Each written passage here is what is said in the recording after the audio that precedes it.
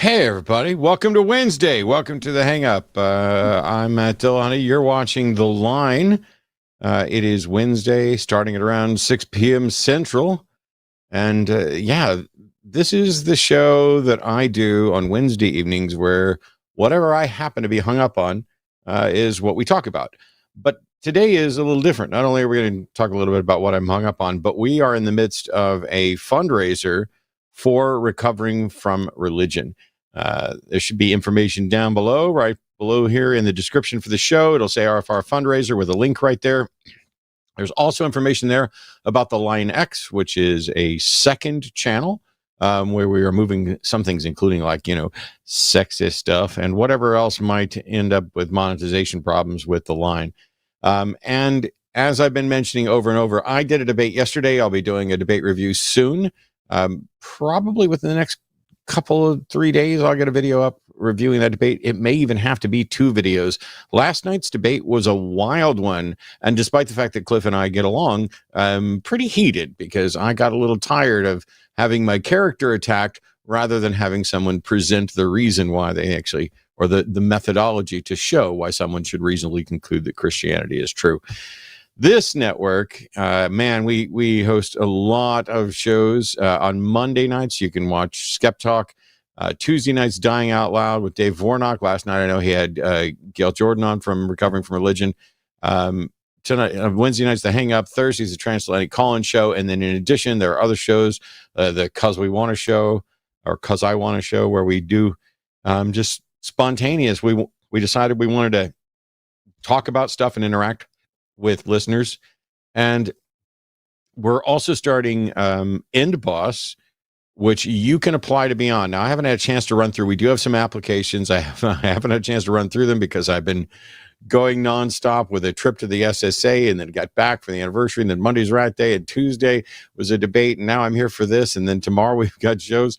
So I will get to those things. I think my favorite comment from Twitter was when somebody said that Cliff from last night would not have survived End Boss. And I think that at least with the performance that we saw last night, that may or may not be true. Who knows? I don't tend to view debates in this form, but what I will say is if you come with a methodology and somebody shows you why that methodology isn't sufficient, you don't get to say, well, do you have a better one? Well, actually, I guess you do get to say that, but it's not in any way a rebuttal or a rehabilitation of your position. Today, I'm hung up on the same thing that Jimmy and a bunch of other people are hung up on, and that is Elon Musk made a tweet. I know, who would have thought that the richest or one of the richest guys on the planet would have tweeted something after buying Twitter, but he did. And what he tweeted was this: repeated targeted harassment against any account will cause the harassing accounts to receive, at minimum, temporary suspensions. Then there's a space, and then there's a second sentence which says the words cis or cisgender are considered slurs on this platform. Now, we'll set aside the fact that that should say the words cis and cisgender are considered slurs on this platform because, Elon fails at many things, including communication. But what a lot of people are running with is that Elon's basically saying, hey, we're going to consider cis or cisgender hate speech, and we will ban you for it. That is not what this tweet says, although I understand how easy it is to reach that conclusion, and you may not be very wrong. I just want to accurately represent what the tweet says. What it says is the word cis or cisgender are considered slurs on the platform. I suppose that's fine. They're not actually slurs. I'm sorry that, well, I'll get to that in a minute. But it also doesn't say that that might necessarily be the reason to be suspended. But what it does say is that repeated targeted harassment against any account can, at a minimum, receive temporary suspension. That was already the rule. Putting the two together makes it very clear. Elon Musk, who's supposedly like a free speech absolutist, is like many other people when it comes to trans rights and trans existence. He's generally opposed. Now, maybe it's because he has a daughter who's trans, who wants nothing to do with him. Maybe that was a little too difficult for him.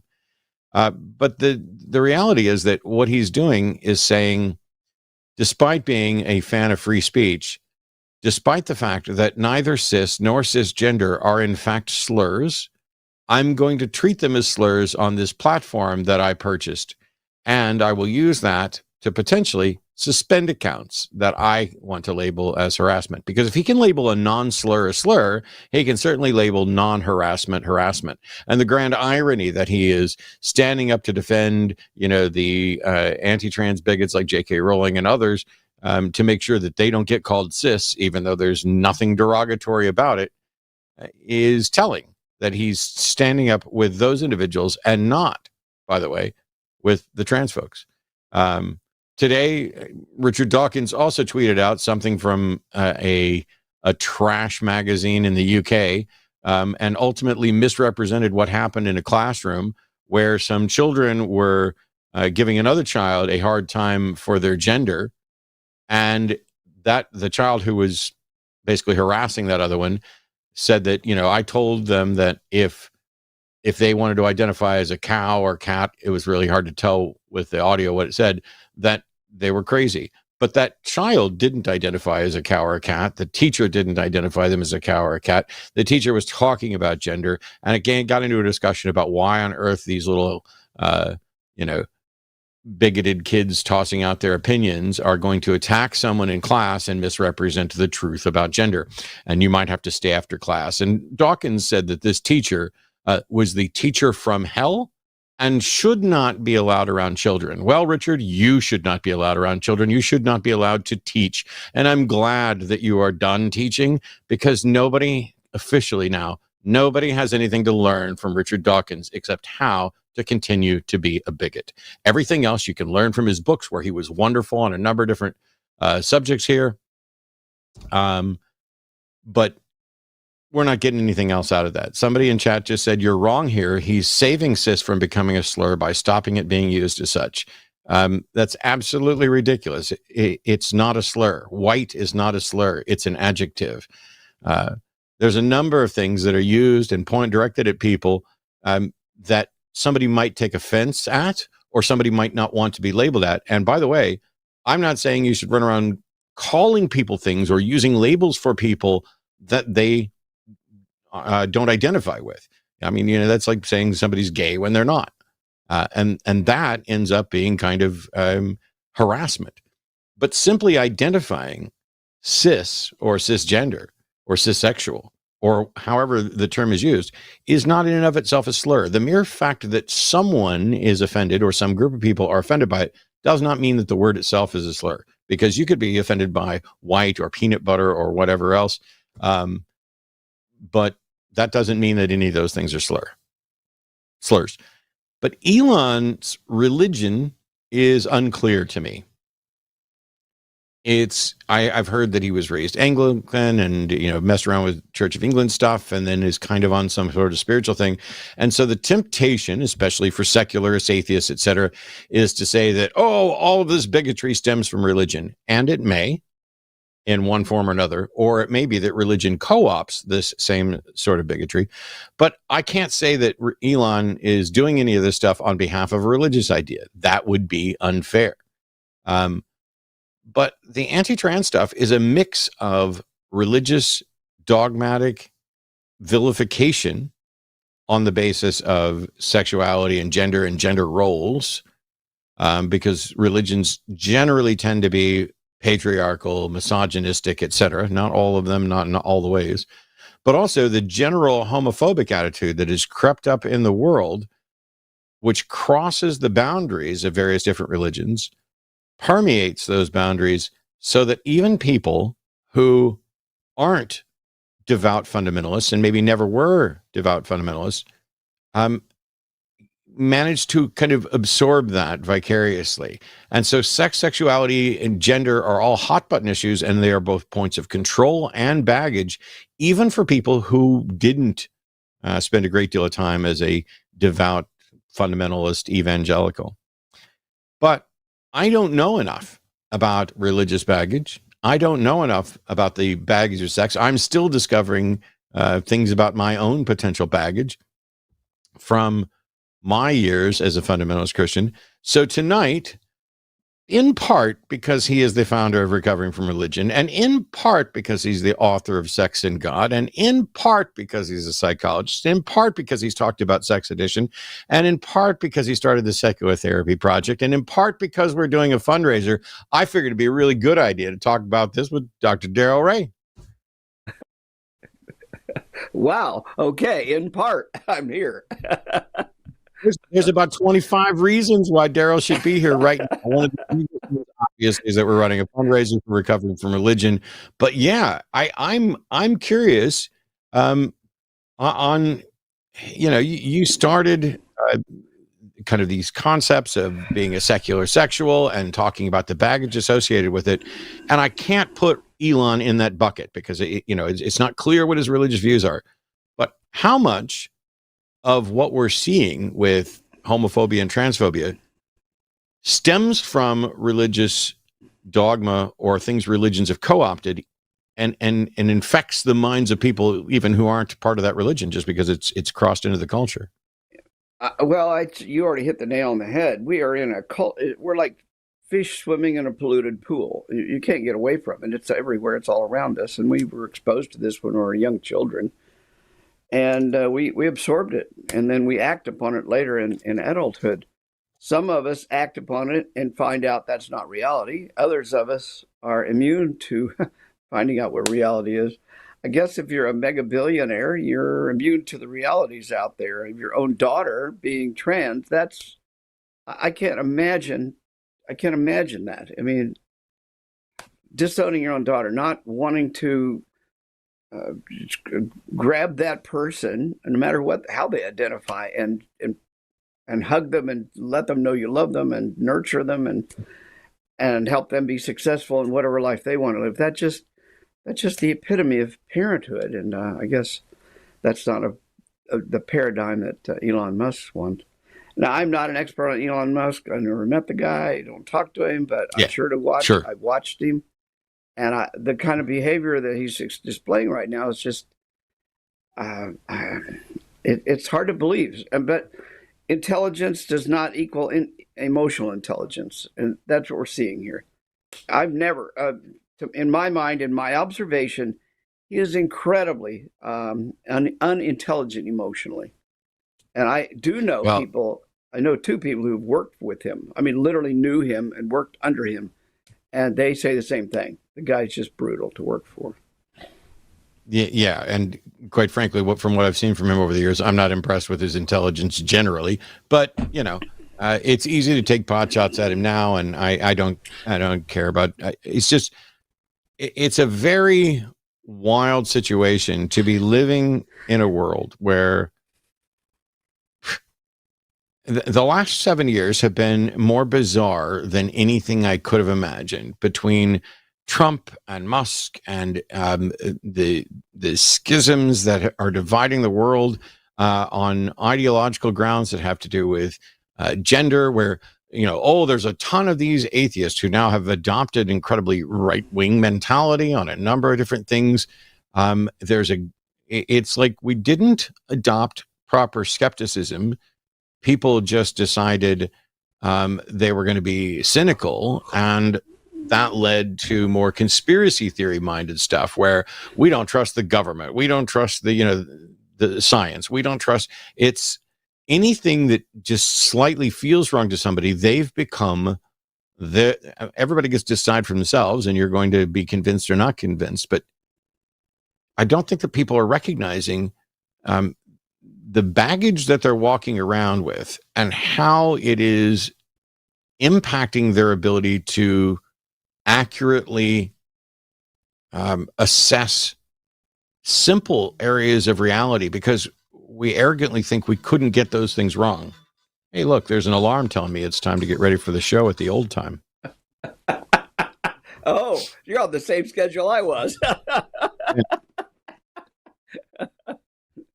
Okay. Well, I almost missed the show because I thought it was at 7:00, and Matt called me and said, "Okay, you ready?" Oh shit, 9 minutes. But anyway, I made it, so we're good.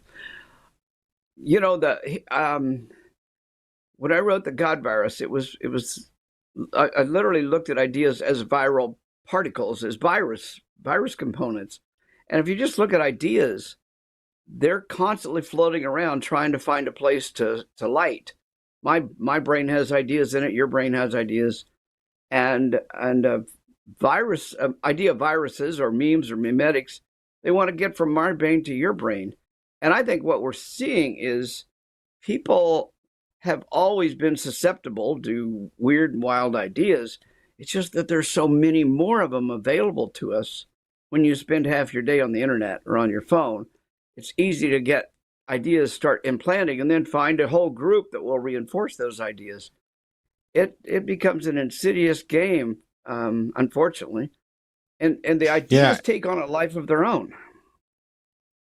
Yeah, and I get it. Right now, somebody out there watching this is 17, and they're seeing two significantly older gentlemen basically whining about the internet and how there's too much information and get off my lawn and all this other stuff. But I think my concern is not that there's too much information, is that there's too little time, and we're doling it out in McNugget format, where here's a 30-second TikTok or Instagram or YouTube or Facebook reel with what seems to be a good argument for or against something, but it's basically a bumper sticker. We're getting the information in bumper stickers. And while you can come up with a pithy bumper sticker that can have an impact, that is not a robust argument. And it may be that the spirit of what it's presenting is true, but in actuality, it's not true. When we talk about, for example, contradictions in scripture, some of the websites that will list, thousands of them and draw connections between them, the individuals listing those haven't spent any time either talking to believers or apologists or trying to resolve them. And so they'll be like, oh, this verse says this verse says that, those two things are contradictory. And then they get a fair challenge of somebody saying, well, you're taking it out of context, or you haven't looked at the context surrounding that. In many cases, that's true. Last night in the debate, I was trying to find out, because the order of events listed in Genesis 1, with which God supposedly created everything, does not match the scientific findings of the order in which those things would have needed to occur. Mm-hmm. And so I was trying to get my opponent, I was trying to figure out, what is his position? Does he say that order is correct? Does he say that order is not correct? And the only thing he would say over and over and over and over again is, there is no science in Genesis 1 and Matt is misunderstanding it. And that's not an answer to the question. No. And it was very obvious, and he did this many times. It was very obvious that anytime there was a question that was going to pin him down, he was going to avoid it and go back to whatever his sermon bullet point was going to be. And one thing that I wanted to say at the outset here that I didn't is that when I say cis and cisgender aren't a slur, the reason that some people the only people who want to claim that they're a slur are people who look at trans as if it's a slur, because that's how it exists in their mind. To say someone is trans, in their mind, it's now they're putting a derogatory label on them, just like they used to with somebody's gay. There's no slur about gay, except that when you wield it like a weapon and you try to accuse someone of being gay when they're not. There are other slurs attributed or used towards homosexuals. And in the mind of the bigots, those things all live in the same space. Gay and fag share the exact same kind of targeted language in their brain. And so when they hear cis directed at them, and I'm not cis, I'm normal, I don't need some label to, you don't need a label. Nobody's saying you need to run around saying, hi, I'm cis. My name's Darrel, I'm cis. I really wanted you. Nobody is even suggesting that. And just like we wouldn't want, Darrel shouldn't have to run around going, hi, I'm Darrel, I'm white. That's none of that's the case either. Where is our hope in getting people who are clearly fearful of sex, sexuality, gender, things that are that are just outside of their realm of experience? Where is our hope in getting them to realize that these labels aren't derogatory, they're not slurs, and that if they would just sit back and go, hang on, I've had a slight misunderstanding about this. Nobody's trying to get them. Nobody's trying to date them. Nobody's trying to make them love people. It's just about let's act decent. I want to go back to what I mentioned earlier because I think it ties into what you're saying. I absolutely Sure. wasn't saying anything about any particular age group when I mentioned being on a phone or being on a computer. The people most susceptible to what I see as conspiracy theories and stuff seem to be older.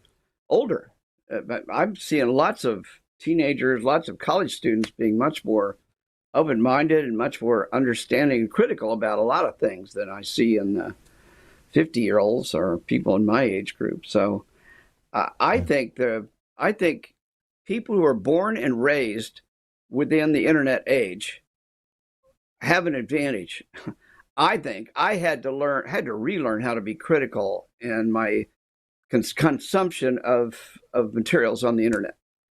I have been hoodwinked several times. And I look back and say, how was I so easily fooled by that? And it was because I haven't trained my mind to be critical on things feeding in through the YouTubes, and places like that. So I think I am thrilled with what I'm seeing. I mean, 100 kids walk out of a high school, and well, you heard at the Secular Student Alliance talking about the kids that decided to walk out on the administrators who were, trying to push religion, and you're seeing a lot of kids pushing back within schools to have LGBT groups and things like that within high schools and certainly within colleges. And you look at even religious schools that are being pressured by their own students to allow people to have their own clubs, regardless of whatever religion it was. I mean, I'm seeing like Baylor University has an LGBT group and T group, and they resisted it for years. So there's something positive going on, but I think it's happening more with people who are raised with this. I'm not saying they all are, that's for sure, because there's plenty of bigoted 20-year-olds and such. And there's a whole lot of other issues around that. But in terms of sexuality, wow, I think this generation's got more possibility of understanding that sexuality is not binary. There's an entire spectrum, and I would say it's even three-dimensional. So we have these crazy ways of wanting to put things into boxes and say it's right or wrong, black or white, good or bad, and sex just isn't that way. And I think a lot of younger people at this point in time are way ahead of where I was. I'll tell you where I was even at 20 years old or 30 years old. We're going to get to calls here in just a second. There's several come in from theists, and theists are always going to have priority on the show. But also, I want to let people know that if you had questions specifically about recovering from religion or the Psychotherapy Project or anything along those lines, please feel free to call in and ask about those things. You and I, as we mentioned, we're at the Psycho Student Alliance convention this past weekend. I had a really good time. I did a kind of a mediocre version of my magic show, but some of the people who were there kind of liked it. But I also had a moment. Now, if the individual is listening, I'm not going to give your name, and this is not a problem. It is just to contrast this with what we've been talking about here. A nice gentleman that sat down. We had like a 30-40 minute conversation. We talked about our upbringing. We talked about debating. We talked about our partners and married history. He's been married for a long time. He's he's older than me. He may be older than you. I find that hard to believe, but it's possible. And so when he found out that my partner's trans, it led to a conversation that was incredibly awkward for him, trying to be polite and yet he had clear curiosity, including getting down to just flat out saying, this might be weird, but how does sex work? And I was like, in my head, it was, I'm so sad for you that you can't even begin to imagine how sex could work with anything other than, merely heteronormative PIV style sex. I mean, has nobody ever touched you with a hand or a mouth or a toy or any of the, but it was the gentlest attempt to kind of to broach a line. And the one nice thing that I'll say is that it seemed to all be taken in this. It was asked honestly, and it was answered honestly, and it would have been very easy to be like, that's fucking rude and none of your business. How weird for you to ask me about. It was asked in such a way that when I answered it honestly, it was accepted that way. And I genuinely think that somebody learned something. And you know what? If you can be, close to 80 and still learn something about sex, I think that's a good weekend. I agree. That's excellent. We have a bunch of callers waiting. And if you're ready, Darrel, I've got a list. I've got a list, but I have to make some announcements first. First of all, we are raising money for the Recovering from Religion organization. If you look down below the RFR fundraiser, there's a link to that YouTube program. It's going to be this Saturday is going to be the big fundraiser. Aron and I will be back around 4 p.m. To participate in that. And in the meantime, tomorrow, Arden Hart and Kara Griffin, they're with Recovering from Religion, are going to be on the Transatlantic Call-In Show. And Saturday will be the big fundraiser. Sunday will be me and Jimmy on the Sunday show. Monday is going to be Shannon Q and a special guest. Tuesday will be Dying Out Loud with Dave Warnock featuring Apostasy. And next Wednesday's Hang Up will be me and Dr. Ben. Screening for us today is Mikey. Thank you so much for doing that. We've got Cookies and Armjan in our modding chat and helping out. And Cookies, yes, I know I asked you to email me on Monday. I have not forgotten.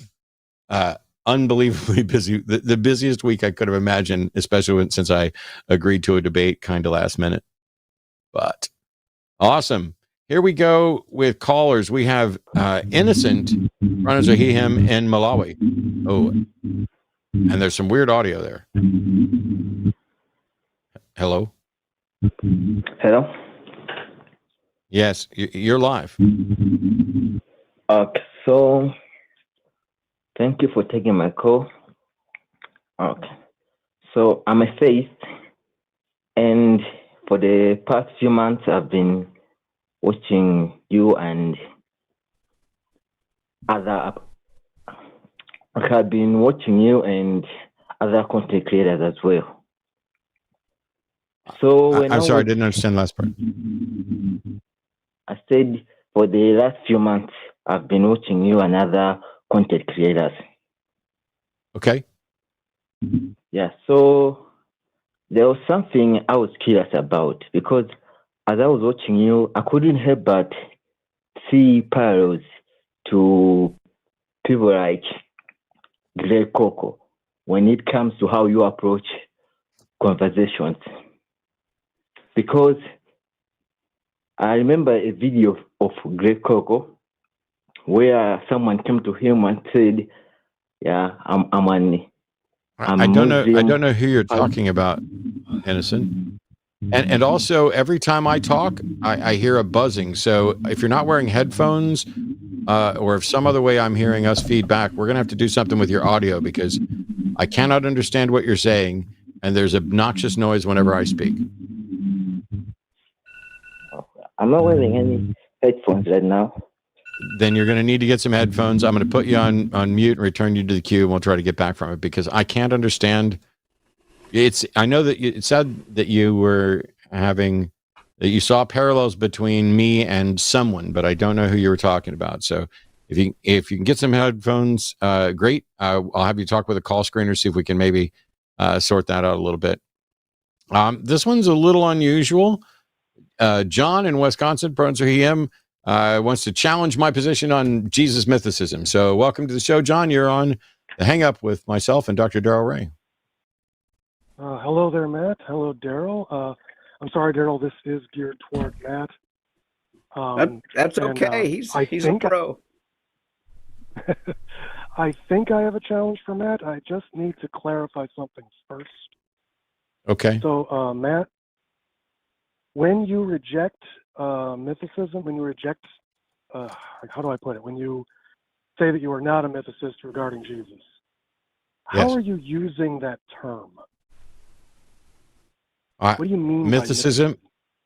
Mythicism is the assertion that Jesus did not exist and was fictional, and that presents a burden of proof that I don't think can be met, and so I don't identify as a mythicist. Okay. So you're willing, you're willing to accept that there may have once been an actual flesh and blood person who the tales of Jesus were kind of based on? Well, I'm willing to accept anything. I don't currently accept that Jesus lived. I don't currently accept that Jesus is a myth. I don't think either claim has presented evidence to sufficiently meet its burden of proof. I'm willing to accept anything that someone can present a sound argument for. Okay, so, well then, I'm not entirely sure this is going to apply or not. Probably not. Usually when somebody calls and says they want to challenge my position on mythicism, they don't know what it is. That's why I asked. Thank you. Since I have you on the line, could I at least lay out my mental map and get your opinion? Sure. Well, thank you very much. So we don't have evidence that this itinerant rabbi that may have inspired the stories of Jesus, we don't have evidence he even existed. And even if he did, we can pretty confidently say that he was just a man and didn't have the same lineage. He wasn't the son of God. He didn't perform any miracles. And for fun, I'd also like to point out his name probably wasn't even Jesus. So it's my position that calling this person who might have existed and who might have inspired stories, calling him Jesus isn't useful. Well, so this is part of the problem. What you're presenting is part of the many problems that I have with mythicism, because you're saying we don't have evidence that he existed. That's not true. We don't have sufficient evidence to conclude that he existed, but the accounts being anecdotal evidence, etc. But then you said, even if he did, we know he didn't perform miracles. That's not true. You don't know that. You have no way of knowing that. And to begin by suggesting that we know it didn't happen suggests that you are closed-minded. This is not skepticism. This is, even if he did exist, he probably was just a normal man and we can't even call him Jesus. Well, why not? That seems to be, mythicists not only seem to be making a claim quite often, not all of them, not all the time, that they can't demonstrate, but they make a lot of claims like you just did that demonstrate a bias. Because I have no idea if the individual existed, or maybe if it was multiple individuals. I have no idea what the name was or anything else. But you're like, it just doesn't seem right to call him Jesus. Why? What difference does the name make? Yeah, I mean, to get to the point where you're objecting to the name and asserting out of hand that all the events of his life just couldn't have happened, that's not skepticism, and it is not in keeping with the principles of skepticism, and it's not consistent with reality. Well, I'm not exactly sure what words came out of my mouth, but my notes I have here say that what I said was, we can confidently say that he was just a man. How can you confidently, how can you say that someone for whom you don't have any information, can't confirm that they exist, how can you confidently say that they were just a man?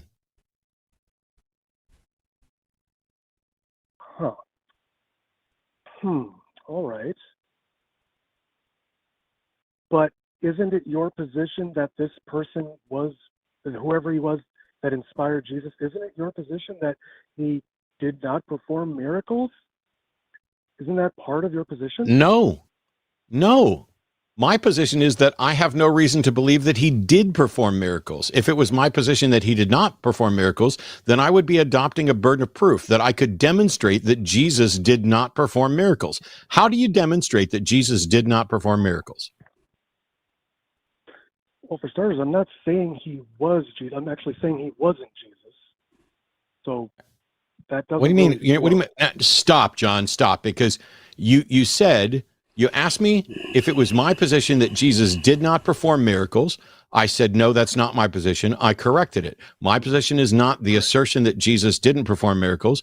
I do not accept that he did perform miracles, because the burden of proof is on the people who are claiming that he did perform miracles. I then asked you, how can you demonstrate that Jesus did not perform miracles? And the next words out of your mouth had absolutely nothing to do with demonstrating that Jesus did not perform miracles. So it instead had to do with whether or not he was Jesus. You do realize that the real name is Yeshua ben Joseph, and Jesus is an English transliteration. Jesus is not a title. It's not something granted. It's just a name. So whether or not he was called Jesus or not is completely irrelevant. How can you demonstrate that someone who you are unable to investigate and cannot even demonstrate existed, how do you demonstrate that they never performed a miracle?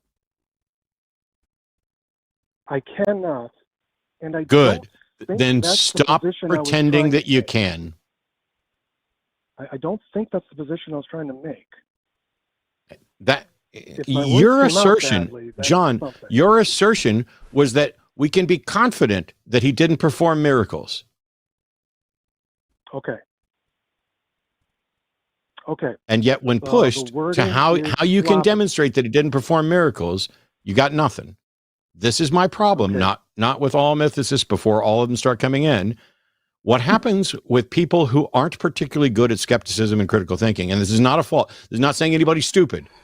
It is a training thing, understanding fallacies and understanding, hey, hang on, what's the difference between saying, I believe this did not happen, and I do not believe this happened? There's a difference between those two things, just like there's a difference between saying, I do not believe you are guilty, and I believe you are innocent. Those are two different things. And when you make a claim and adopt a burden of proof that you can't meet and you don't have a method for meeting, you're in the same boat as Cliff, who I debated last night, who's convinced Christianity is true, but his methodology cannot demonstrate it. So what's the methodology we could use to demonstrate that Jesus is myth? That he, and I mean myth in the sense of did not exist. How can we demonstrate that? I think the situation I have here, you know what? Please repeat that question. I want to actually answer your question. Please repeat. What's the methodology that we can use to confirm that Jesus did not, in fact, exist? I don't know of one. I don't either. And that's why I'm not a mythicist. But if mythicists come up with a methodology that could demonstrate it, I would be a mythicist. And if Christians can come up with a methodology that can reliably confirm that Jesus existed, I would be a historist. Okay. I think my wording is sloppy is part of the problem. Okay. So Well, thank you for the clarification. We're all going to have sloppy wording from time to time. Go off and think about it some more and see if you change your mind or if you find a way to change mine. Either way, it's all good. Well, thank you, Matt. Sure. Thanks, John. All right. So, had nothing there for Darrel. So just for clarity and not to necessarily put you on the spot, my take on Jesus mythicism has been pretty consistent. And I have friends who are mythicists who are watching right now and probably pulling out their hair. There's John Gleason, who's on Skeptalk here on occasion. He's a mythicist. I don't agree with him, but I don't think we're far apart. And what I've said many times is that if you list all of the things that the Bible claims about Jesus and remove all of the ones that are extraordinary, miraculous, and put them in a column, how many of those can we verify? And the answer is none of them. There's not a single miraculous event from Jesus' life that we can verify. Then if you take a look at what's left, well, what's left is you have an individual who was born on, set aside the dubious claims about conception and stars and mangers or whatever else might be, or wise men, not the manger, nothing dubious about a manger, but list off those characteristics, and you have what appears to be someone possibly named Yeshua, who preached in first century Judea.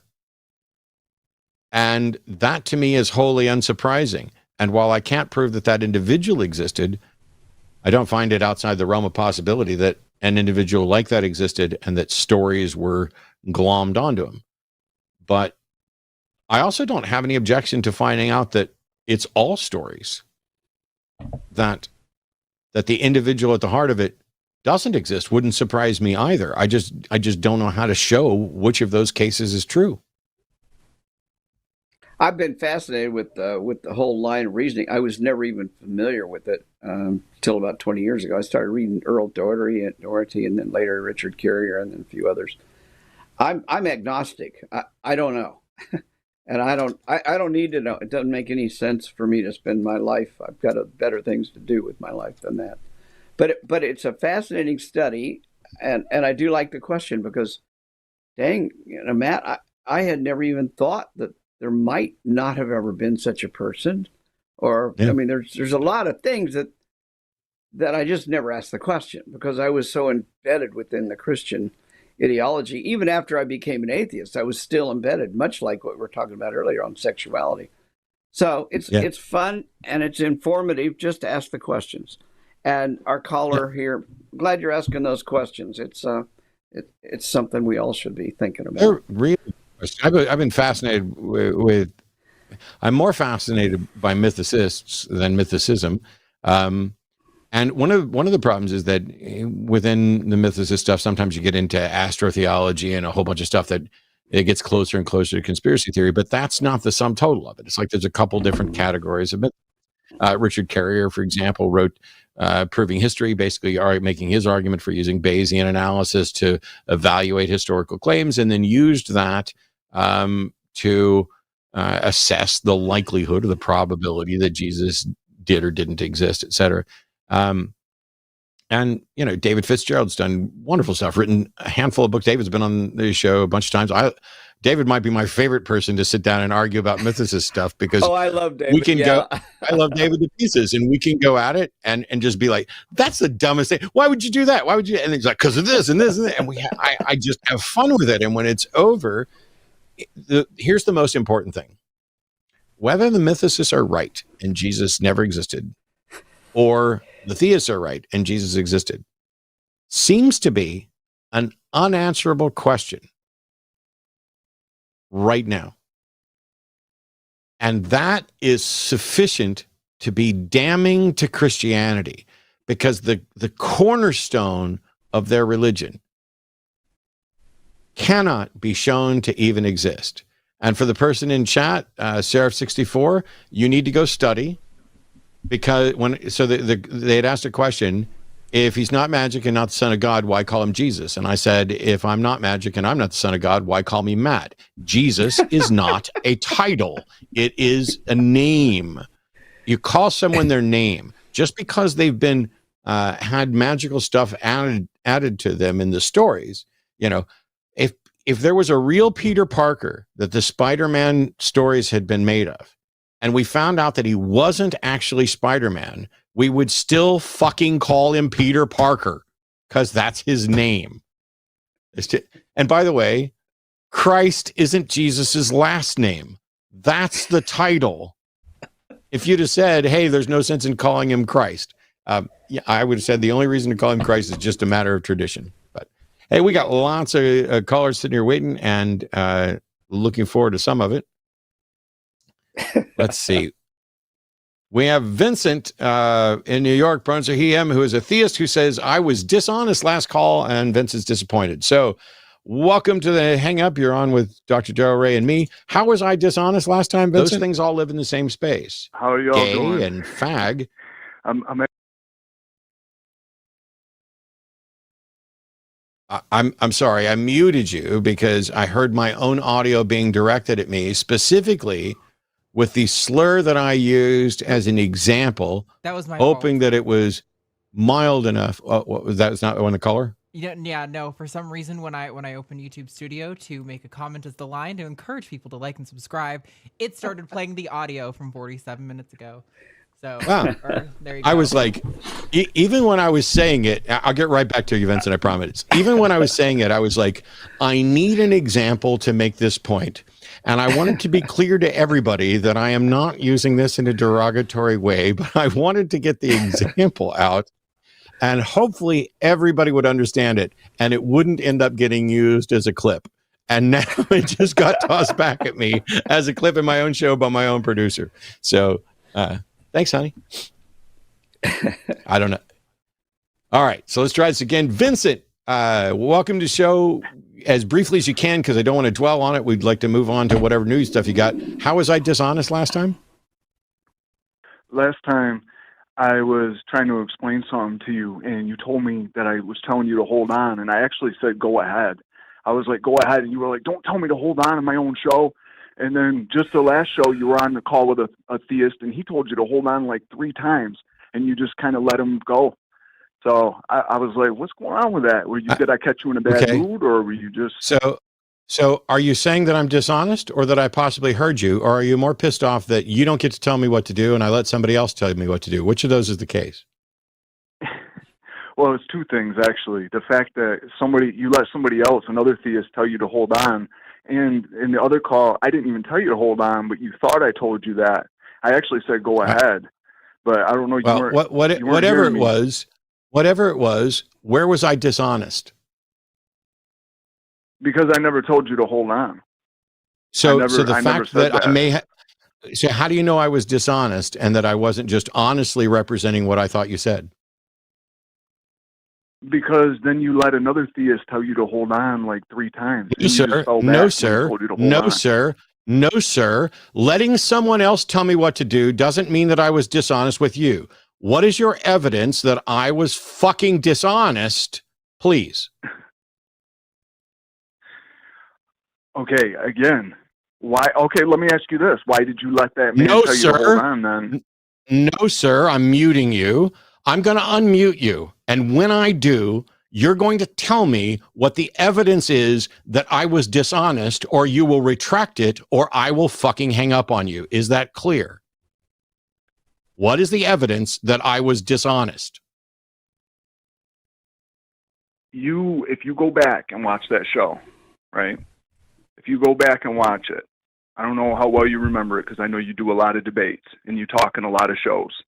But you said that I don't even remember on your show. No, stop. I'm going to mute you again. I do not remember you or the conversation. I've done this for 20 years. I'm going to take you off hold again. And when I take you off hold, you are either going to say, I retract my claim that you are dishonest, or here's the evidence that you were dishonest, or I will drop the call. What is the evidence that I was dishonest? Okay, I retract the claim. But then cool. I What do you got for us why. today? What do you got for us today, Vincent? I don't want to dwell on the past and how you're a whiny little bitch about it. What have you got for me today? I'm not whining at all. You did. You literally called in to accuse me of being dishonest and had to retract it. Would you like to start here? I'll tell you what, let's do. I'm going to mute you. We're going to pause. I'm going to reset and you're going to reset because I have a guest here and we're raising money for recovering from religion. I want to take your call because you're a theist. So let's set aside anything about whether or not I was dishonest because you can't make that case. I want to know whatever case it is you want to make for theism. But it says here that you only wanted to talk about how you were disappointed in the last call. You're going to be even more disappointed in this one if things don't change. So let's just start over. Here we go. Calling in from New York, it's Vincent, pronouns are he, him. Vincent, you're on the Hang Up on Wednesday night on the line with me and Dr. Darrel Ray. How are you? How you doing, buddy? Oh, not bad. I'm good. What do you got for us? So, what would you like me to say? Because usually when I open my mouth and I never mind. I just dropped you. Vincent, I know why the call didn't go well either time. I literally gave you a reboot, reset, and open opportunity, and your thing was, what would you like me to say? If you don't have a subject to call in about other than to whine about how you didn't get treated last time, maybe that's the way you got treated. That's why you got treated that way last time. Maybe that's why I'm willing to let another caller tell me what to do, but not you. If you'd like to call in again, have a topic. Have a topic that's relevant to the show. Have a topic that is worth my guest and my audience time. This is not just a place. I'm not your friend. I'm not your buddy. Not just a place for you to call in and chat with me about how we're doing. I have zero interest in how you're doing while I'm doing my show. After the show, I have lots of interest in how you're doing. I think he has an irrational idea that he was acting upon, and that is that you should treat all callers exactly the same. And since you treated him somewhat different than someone else, then that he's calling that dishonest. It has nothing to do with honesty. It has more to do with his irrational idea about how people should or shouldn't be treated. It's a should. I think that maybe he should call in and say, you know what? I thought you were terrible, and then I saw you treat another caller much better. Maybe I was the problem. Congrats, Matt. I don't know. Maybe put a spin on it like that. Or Matt, you were an asshole to me, but you've improved so much with this other caller. All of that would have been fine. All right. Now we're on to real calls. John in New York, pronouns are he, him. You are on the hang up with Dr. Darrel Ray and Matt. How are you? Good. How are you doing? Not too bad. It says here you can disprove evolution. Yeah, I called in a few weeks ago, but I got cut off short. I think I just disconnected, but I was the one. It says a couple of weeks ago. It says you called in two days ago to prove that vaccines don't work, and now you're calling in to disprove evolution. So I'm going to let you go for it. Although I'm a little confused. You do realize that if you could disprove evolution, calling into an atheist show really wouldn't be like the first step. I mean, you should be like publishing scientific papers for peer review, right? Well, I don't use the same system of. So I don't find it beneficial to argue with scientists. I would imagine, but how can, if you're saying that you can disprove evolution, that's science, and since scientists would be the experts on science, and you would need to, the only thing that can disprove science is new and more better science. So what have you got that can disprove evolution that would not convince a scientist? You don't use science. Okay, last time I called in and talked to you. Then I'm sorry.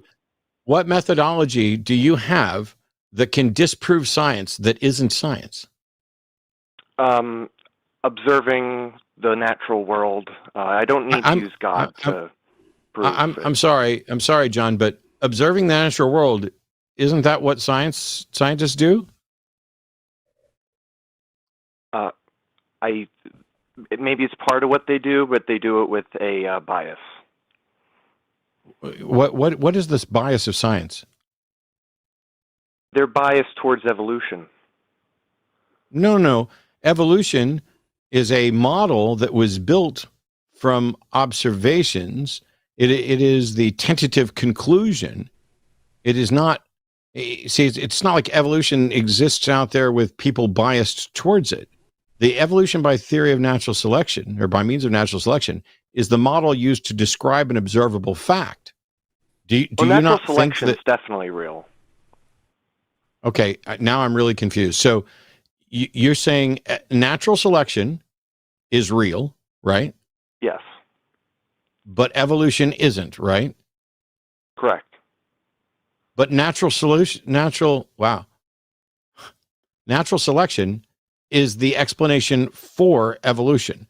That would be like saying let me finish. That would be like saying the germ theory of disease is true, but germs don't exist. Well, maybe a better way to put it would be that I guess you could say I believe in evolution, except for when it comes to humans, perhaps, is a better way for me to put it.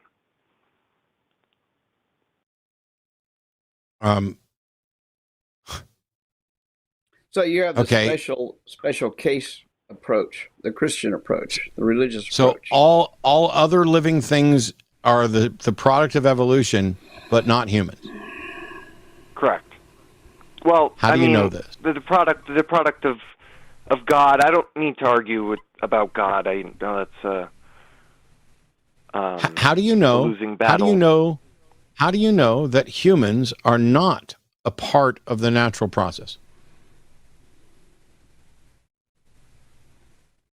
I mean, my answer is Genesis. Your answer is the prog rock band? The book of Genesis. The book of Genesis. Okay. So I got to double check. So, oh boy. So the book of Genesis is in the Bible. What about it leads you to the conclusion that humans are not a part of natural selection and evolution? God created Adam. He didn't use an ape to create Adam. He just created Adam out of dirt. No, I understand what I understand that the book says God created stuff, but how do you know that's true? It's in the book of Genesis. Oh, so everything in the book of It's in the Genesis is true? Everything in the Bible is true? Yes. How do you know that?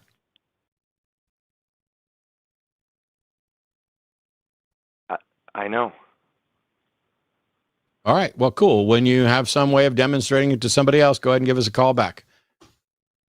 Okay. Incredibly disappointing theist today. I know, yeah. Yeah. There's got to be 10,000 creation stories. He chose one of them. That's just wild. I prefer the Navajo creation story where people were born right out of the earth. You don't have to worry about Adam and Eve and other things. It's, we've got, maybe we'll get, was it Victor or somebody to call back and actually defend something specific about theism. Or maybe Innocent will get some headphones and call back. It's strange to me because the caller said they can disprove evolution. I get it. There are people in chat who are absolutely convinced that this was either someone who was delusional or intentionally trolling. Could be. I don't know. And I'm not here to psychoanalyze callers. So if we were to be as charitable as we reasonably could, if you call in to say you can disprove evolution, and your answer is, I don't use science to disprove evolution, I just point to Genesis because it says God created man, and I know that it's true because I know that it's true. Nothing about that is a method of understanding truth. Nothing about that is a compelling argument. It's the same thing that could be presented by anybody about anything. I know the Quran's true because I know the Quran's true. I know the Bhagavad Gita is true because I know the Bhagavad Gita is true. But what's strange is that when I started to push back, he believes natural selection is real. Natural selection is the model that explains the observation of species diversity. It is the bedrock of evolution. And so when I pointed out that you couldn't accept natural selection and reject evolution, that's when he said that he only rejects human evolution. And the reason he rejects human evolution is because the Bible talks about how God created man. But the Bible also says that God created all of those other things too. God created all of those other living forms in Genesis. So somehow or another, he's willing to believe that God allowed evolution to happen for everything other than man, and yet the Bible still records that that God created all those things. But the order of events in Genesis is wrong. Because, I mean, you can just, if you go to talkorigins.org, the specific claim is CH801. I pull it up every time because I don't have it memorized. But according to Genesis, there are 10 events in this order: a beginning, a primitive earth in darkness, light, an expanse or atmosphere, large areas of dry land plants, then the sun, the moon, and the stars, and seasons, then sea monsters and flying creatures, and then wild and tame beasts and mammals, and then man. But the real order is a beginning, so they got that one right. Then light is number 2, but they have it as number 3. The sun and stars is number 3, but for them it's number 7. The primitive earth and atmosphere is number 4, but for them it's number 2. Dry land is 5 for both of them, so cool. You got two out of 5 right, kind of right so far. Then sea creatures is number 6, but some land plants was 6 for them. Sea creatures is number 8 for them. And then 7 is land plants, but they have that as number 6. And this is just going through, and then there's fruiting plants and other stuff. And I recently did a video comparing whether or not Genesis 1 and Genesis 2 are in contradiction. And in some ways they are, and in some ways they aren't. But normally when you listen to apologists try to make up explanations for what's true or not true about them, they get it wrong. And last night during the debate, Cliff wouldn't do anything but say there is no science in Genesis. So I think the last caller really maybe should go talk to Cliff about how there's no science in Genesis. I just wish a couple of these callers would take a single course in science and try to understand a little bit about the scientific method. They don't seem to be aware of that.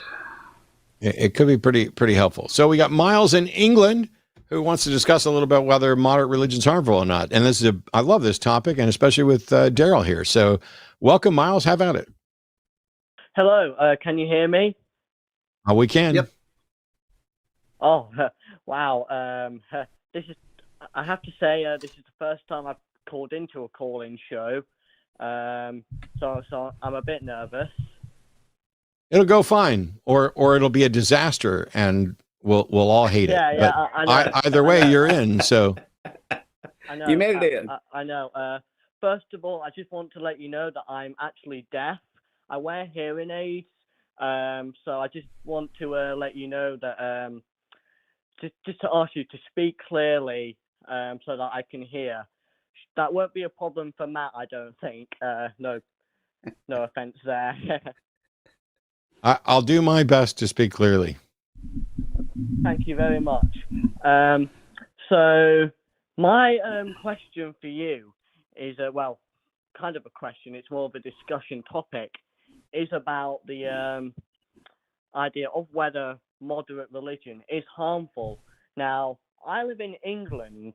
Now, the United Kingdom, although it's technically a religious state with a monarch that's apparently appointed by God, we still have that system technically.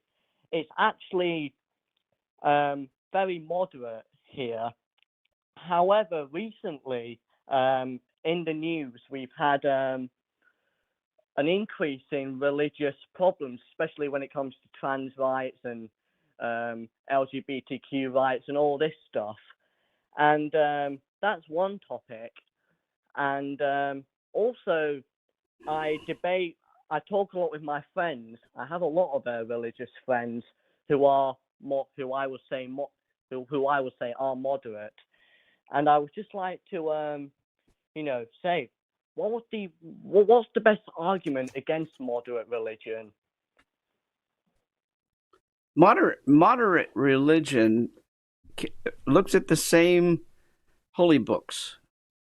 As a result, the holy book says women are second-class citizens. So I'm just one example. That's moderate religion. And the Anglican Church, liberal as it may be, has had a great deal of trouble coming up with this idea that men and women are equal. and they've had as much trouble with the LGBTQ community as well. So that's a very simple and right up front example that we can bring right up, right against your question, because moderate religion has consequences. The same book that that religious fundamentalists use to hate on the gays or to keep women as second-class citizens is used with so-called moderate religions as well. And while some of them may have a female, a woman, a trans person, who knows, as a priest or a minister within that church, the book's still there. And the book still says the same thing, that the children in that moderate religion are going to read and the Sunday schools are going to teach. I mean, think about all the children that are murdered in various ways in the Bible. That's still a moderate religion teaching that God murders children. God creates floods. There's a whole lot of bad stuff that's being taught to children. So that's just one example. Wow, the whole idea that is literally sometimes my argument there. The Bible is still there. The Bible clearly says, a man who lieth with another man, they are both an abomination and shall surely be put to death. It's a disgusting line. But most of my friends are like, they support gay rights, they support LGBTQ rights and all this stuff. But it's like, well, what they're trying to do is they're trying to invent their own religion. And there's a lot of personalized religions, but they're still reading that book and they're still raising their children. They're still going to church. They're still hearing the same sermons. I don't know how you, if you want to create a whole new religion, go do it. The Baha'is did it about 100, almost 200 years ago. Baha'is started a new religion, supposedly making women equal in the religion. They tried. It didn't succeed. Women are still second-class citizens, and they still hate LGBTQ people, but they invented a whole new religion that was much more liberal. But ultimately, liberal, it doesn't matter. Liberal doesn't seem to get it because it's like you're walking around with a chain on your leg and a 50-pound ball.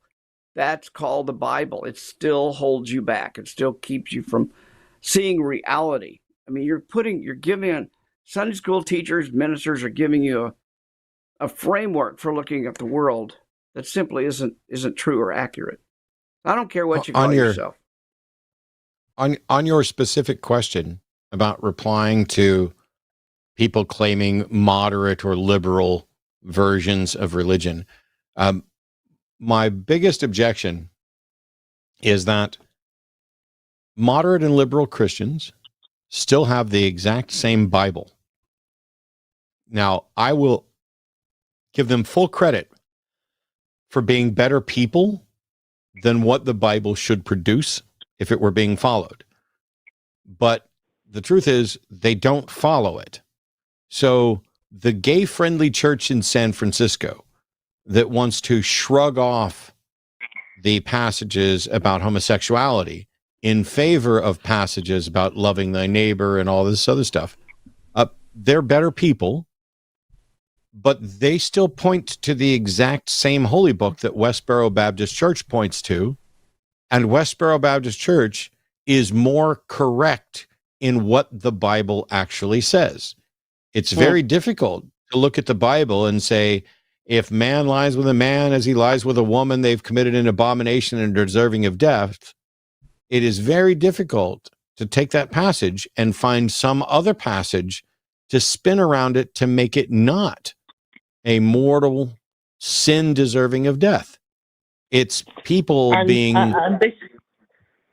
they're cherry picking what they want out of it. Yeah, and this is precisely the issue. As people, they're wonderful, they're great, and if they were secular humanists openly, they would probably destroy these fundamentalist religious people on moral grounds. But when they defend theists from a theological point of view, they're going to get destroyed by these fundamentalists, and yeah.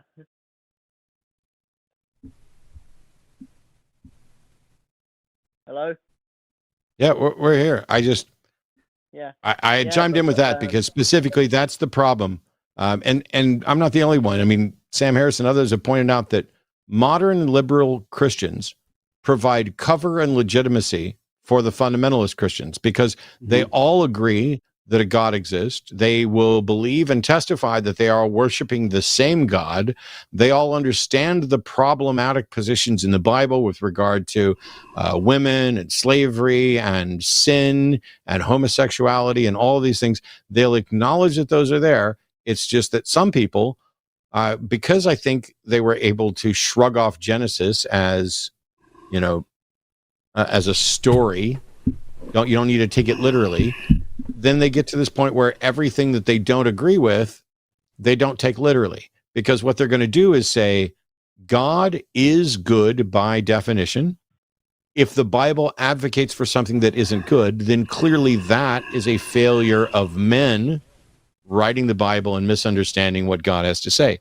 The problem is they don't have a theological leg to stand on, because the same book that tells them that God is good could also be chosen to read, I am the Lord thy God, I create good and create evil. And yes, I know it's incorrectly interpreted and it's probably about mischief, but it also tells the story, includes those verses about homosexuality, includes keeping women at a lower tier, all of those things.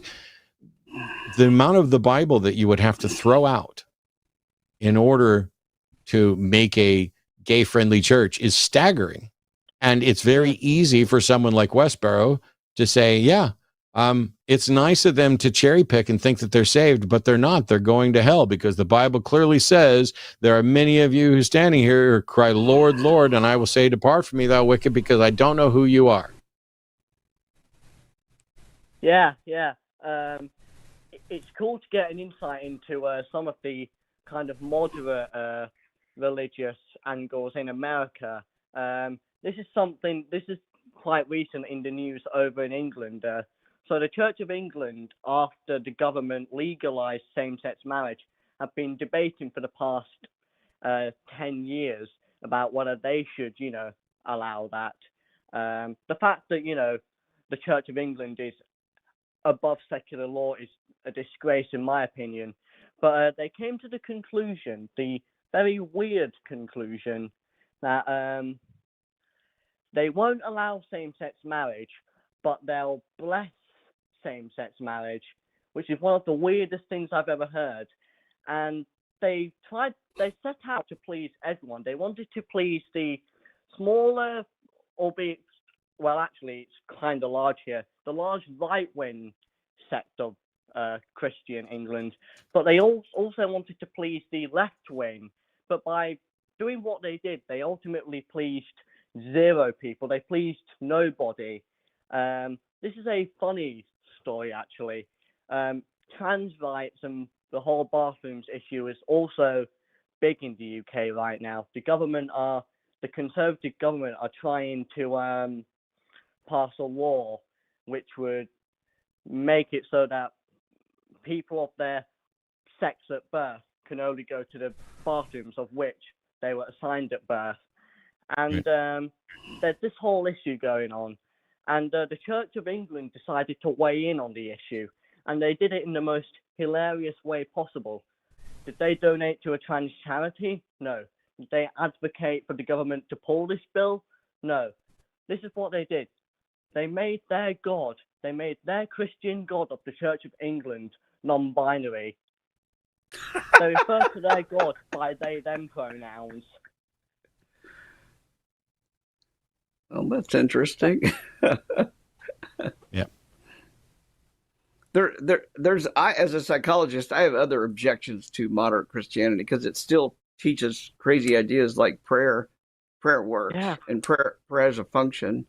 It also teaches things around what sin is, and that's, sin is a Christian concept. Sin is a religious concept. It's not a psychological concept, and it's bad psychology. It's really bad psychology that preys on shame and guilt. Why do we need shame and guilt? Liberal religions de-emphasize that, but it is still there. And even from that end, moderate religion is still. When I was growing up, I just turned 18 on Saturday, and when I was in primary school, year 5, they started doing the basics of sex education. Some people over in America might say that would be too early, but that's how we did it. It was very much a heteronormative education on sex. I didn't even know the meaning of homosexual or gay until I was about 12. No. Yeah, it's the way religions permeated society and impacted what people know, believe, and learn and can learn at different moments is staggering. I appreciate the call, Miles. Hopefully we got to some of the problems with moderate and liberal religion that in a way that might prove useful to you when you're having those discussions. Thanks for calling. Thank you very much. Cheers. All right. So you know what? Darrel, I'm a huge fan of second chances and third chances and fourth chances sometimes. So please join me, everybody, in welcoming back Vincent from New York, pronouns are he, him, who wants to talk a little bit about Bible predictions. So Vincent, you're on the air. Hey guys, I appreciate you saying that about like extra chances and everything. I'd like to apologize to Dr. Darrel Ray for just kind of bringing all that old stuff into this. I know it's taken up his time too. So thank you. I appreciate that, man. All right, let's go. Just wanted to the Bible predictions. Isaiah chapter 40, verse 22 predicts the circle of the earth. The earth was round 1,500 years before we predicted it. It predicts for us not to eat scavengers. And we only knew about modern food and nutrition for less than 100 years. As far as that goes, he tells us not to eat pigs. Don't eat these scavengers. They're bad for your body. Don't eat too much honey. Things like that. I know there's a lot of Bible thumpers out there who, say, well, Jesus made it safe for us to eat, whatever we want. But, in reality, that's why a lot of them suffer from obesity and poor health, because he didn't make it safe for us to eat that stuff. Also, so in Ezekiel, we need to pause. Oh, yeah, no problem. We need to pause because I've got loads of questions about what you've always said or already said. You said Isaiah 40, what, 32? 22. 22. 40, chapter 40. Verse and so that verse says that he sits enthroned above the circle of the earth, and its people are like grasshoppers. He stretches out the heavens like a canopy, and he spreads them out like a tent to live in. That is not a prediction of anything. Okay. It's just a claim. So first of all, the earth isn't a circle. But to say that God sits above the circle of the earth doesn't in any way tell us anything about the actual shape of the earth, but also it can't be a prediction if the earth already exists. Predictions are about future events. Similarly, the Bible instructing people not to eat scavengers like pigs is not a prediction. I thought you were calling in, it literally says here that you were calling in to talk about fulfilled prophecy, or predictions that have proven correct. Nothing that you've said is a prediction, and nothing that you've said has proven true, because the earth isn't a circle, and I can eat pig without problem.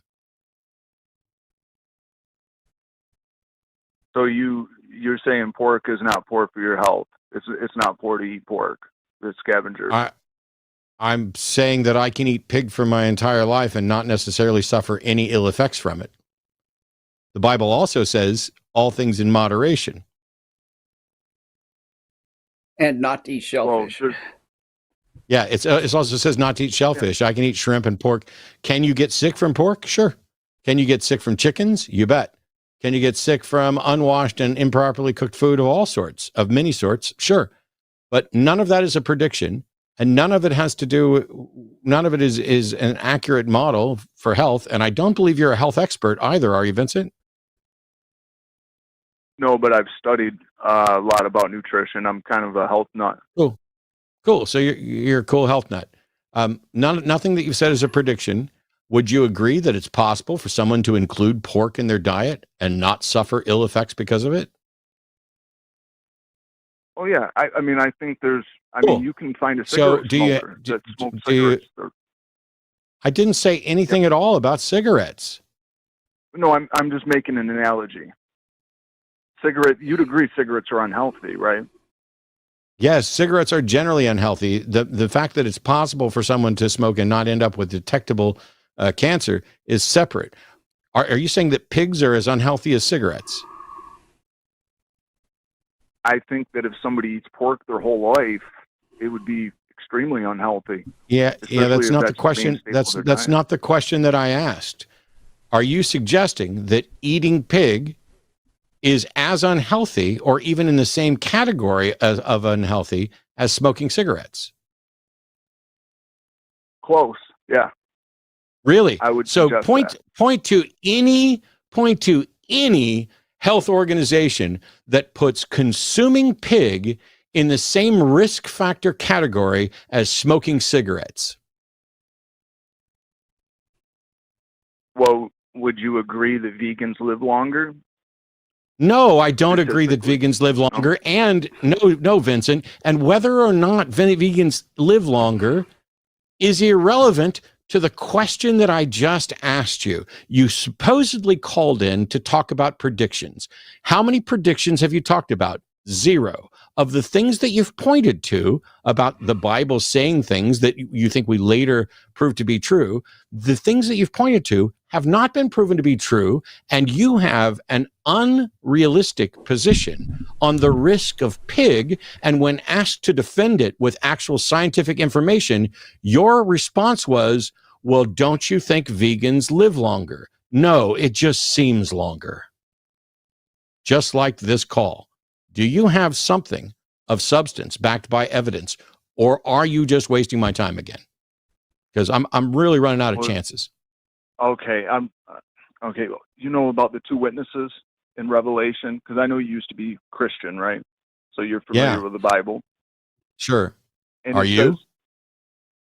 Yes. Okay. And it Give says me that an the whole example. world will see the 2 witnesses. Give me an example of a prophecy that has come true. Okay. It says the whole world will see the 2 witnesses be slayed. This is before the internet. This is before cameras were invented. Nobody knew. In fact, my grandfather talks about they had no idea, like, how would the whole world see that? Was it going to be magic? And now, lo and behold, we have the internet. We have cameras. You can see something live all around the world.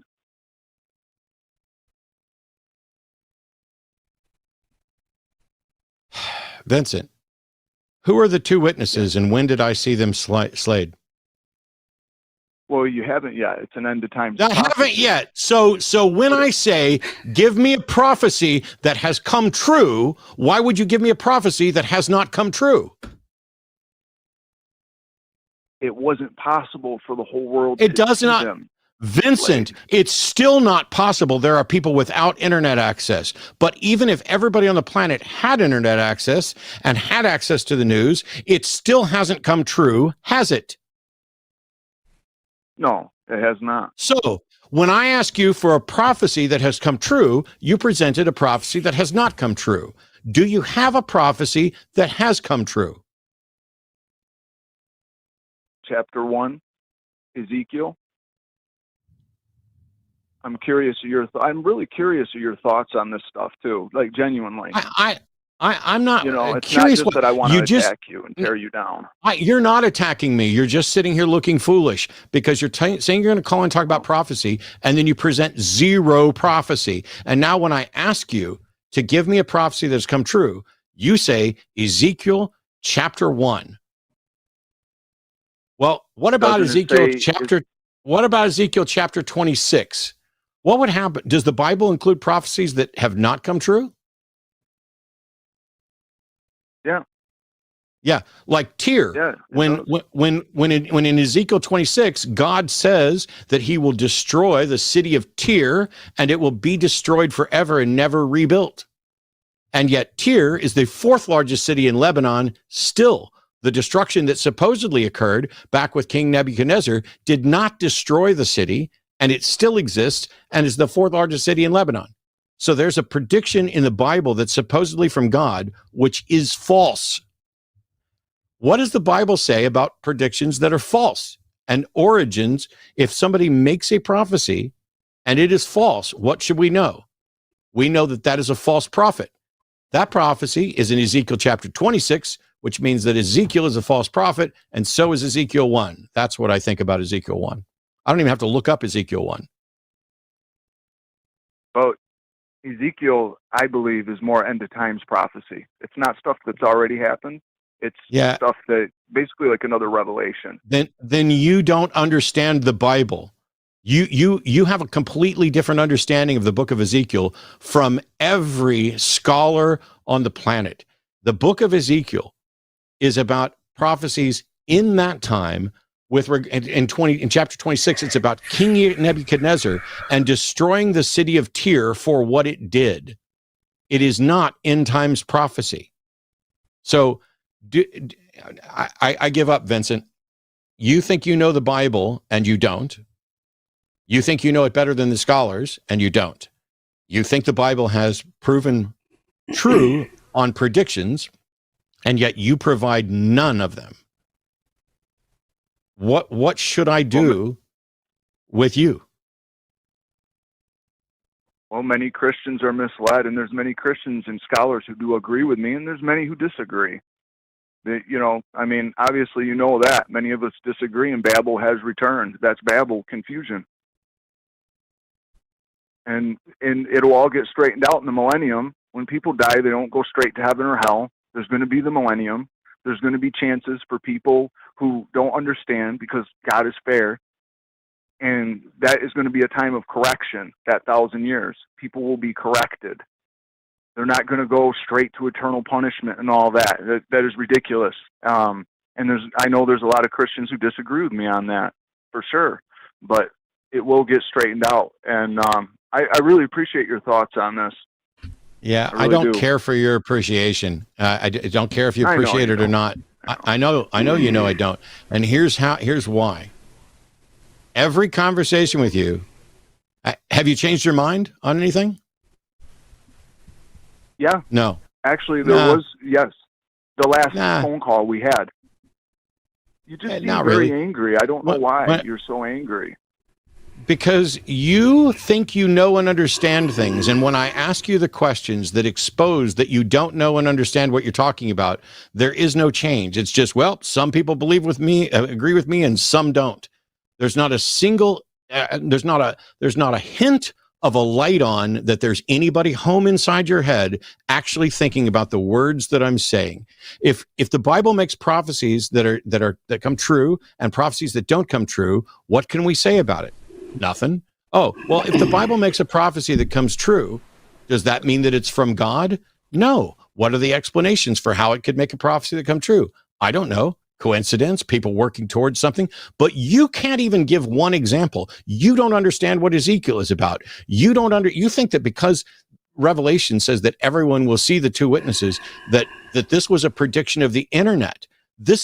You need to go to and enlist in a circus as the world's greatest contortionist, because you have managed to bend your back so far that you can just make up shit.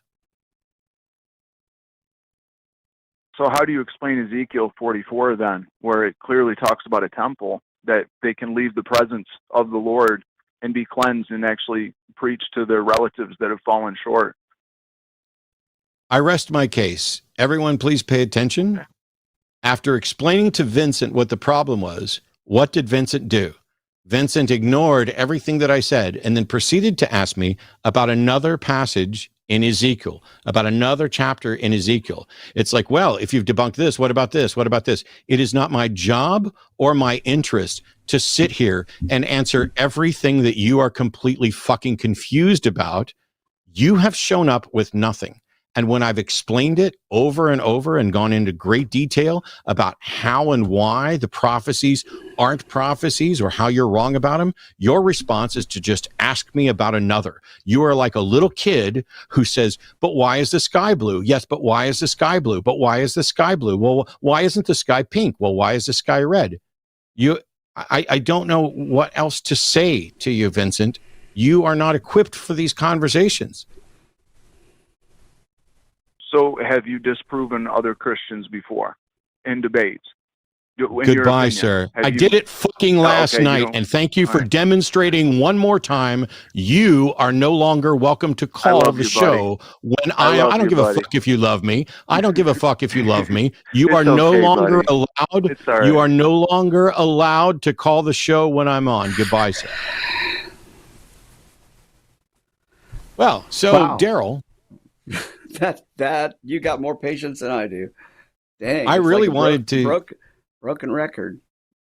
There's a couple atheist callers here that maybe something substantive for you. I really wanted to get decent callers in, specifically recovering from religion and things that were relevant.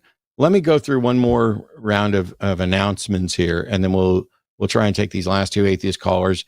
It's incredibly frustrating to sit here and ask questions of someone, to say, what about this? What about this? What about this?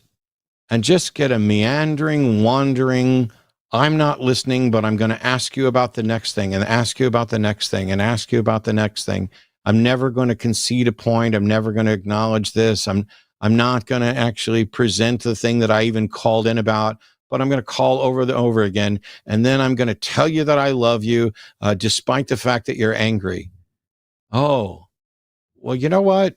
I think to whatever extent I'm angry, it's justified because, Vincent, one of the two of us understands these subjects. And it's not because I was gifted or granted with an understanding of these subjects. It's because I worked hard to understand these subjects, both as a Christian and as an atheist.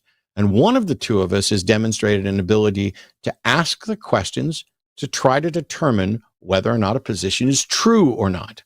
I'm sorry that somebody has failed you and has not taught you the basic critical thinking skills. However, I've tried to do it on 3 or 4 occasions. And what do? I get more questions about other verses without any acknowledgement or an accusation that you don't think you were treated fairly. Well, trust me, Vincent, you will never, ever, ever have to feel treated unfairly on this show again. That's a guarantee. I hear some amazing thunder here, so I think we're getting ready to have a good storm. You need it down there. Yes. Guessing. Hot as it's been. Let me, skip that. So let me remind everybody again about the other shows on the Line Network, and then we'll take one last call from Madison. So we'll get right to you, I promise. Tomorrow on the Transatlantic Call show is going to be Arden Hart and Kara Griffin from the Recovering from Religion organization. And we'll be continuing on. Saturday is going to be the big fundraisers where the goal is $25,000. There's matching funds. And you can not only call in to talk to the hosts and the guests, but talk about how Recovering from Religion has benefited you, someone you know, or to tell why you think somebody else should be participating.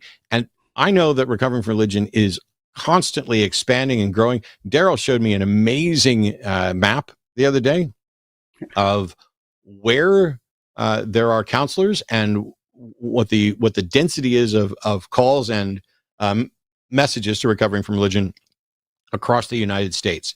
There are clear gaps in our coverage, and much of it looks very much like if you build it, they will come. If you give people access to the resource, there are people out there who are struggling in their recovery from religion who can benefit from it, and we need more out there. Tell us a little bit about what's coming up and what's going on with RFR. Well, we have been trying our best to fill in those gaps, as you say, and that was the secular therapy project that I was showing you. And we've got 748 therapists now registered that are willing and we're ready to help people dealing with all sorts of problems, not just religious issues. We've got a huge number of volunteers, 451 volunteers, I think, when I checked last, that are all trained and in 22 or 23 time zones, literally from Perth, Australia, all the way around to Moscow. And yes, I mean Moscow, Russia. We actually have volunteer in Moscow. Good, very good volunteer. We got volunteers in Romania. We got volunteers in Canada, everywhere. But the reason we've got volunteers is to answer phone calls and chats from people who are struggling with issues of doubt and non-belief. And our motto is we provide hope, healing, and support to people who are dealing with issues of doubt and non-belief. And if Vincent ever got a crack in his cosmic egg, so to speak, and needed somebody to talk to about, I just realized that the Bible's full of bullshit, then we would be the people for Vincent to come talk to. And I think that's a great point, because I'm the right person for some people to talk to. I am probably not the right person for Vincent to talk to. We've tried several times. I've tried the reboots.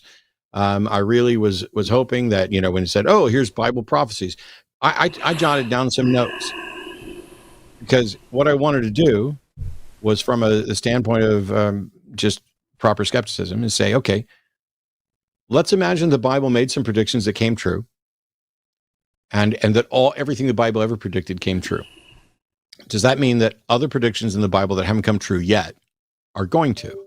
No, it doesn't mean that. And does that mean that if predictions come true, that it's because there's a God that conveyed that information to someone? No, it doesn't necessarily mean that either.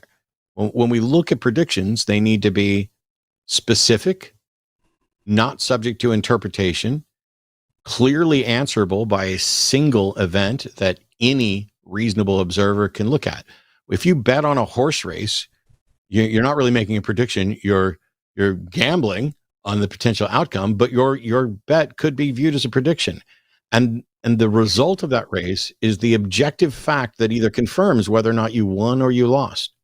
The God of the universe, the all-knowing, all-wise creator of the universe, should not only be able to exactly predict every horse race in history, but should be able to give predictions on any subject that are as robust and clear as a horse race would be. And that's not what we have. I really wanted to get to that, but Vincent never even presented anything that was a prediction. It was more along the lines of, here's something in the Bible that I don't think people knew or understood then, and we later found out. Well, we didn't find out because of the Bible, and we may have known before the Bible.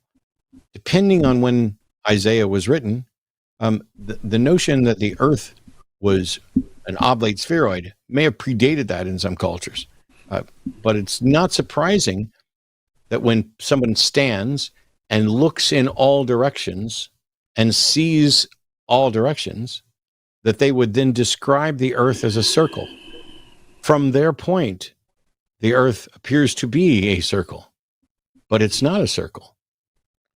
There's a lot that I would love to have gotten into.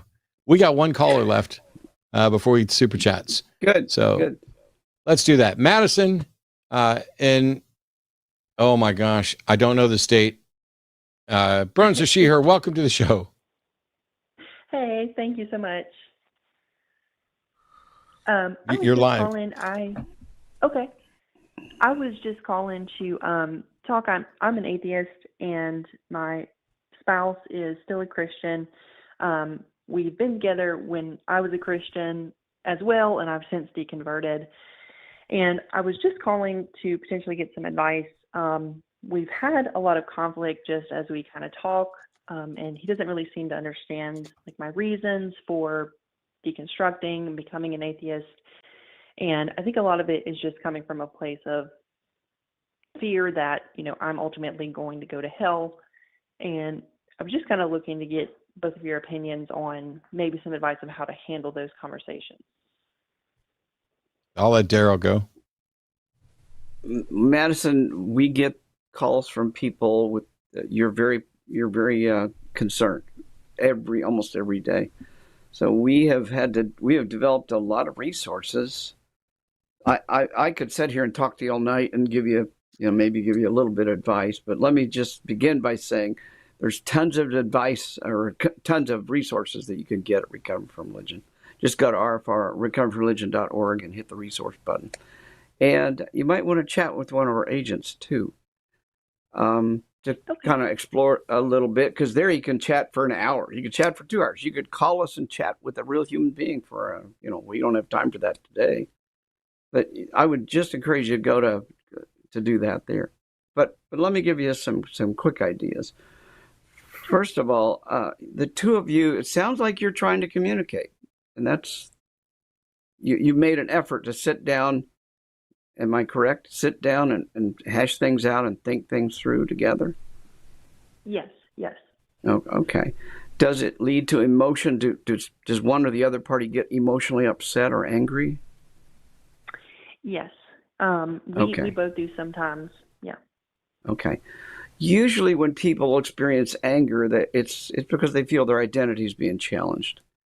And we don't have the tools as human beings to really deal with identity challenges as much as we should, maybe as we could if we had a little more training.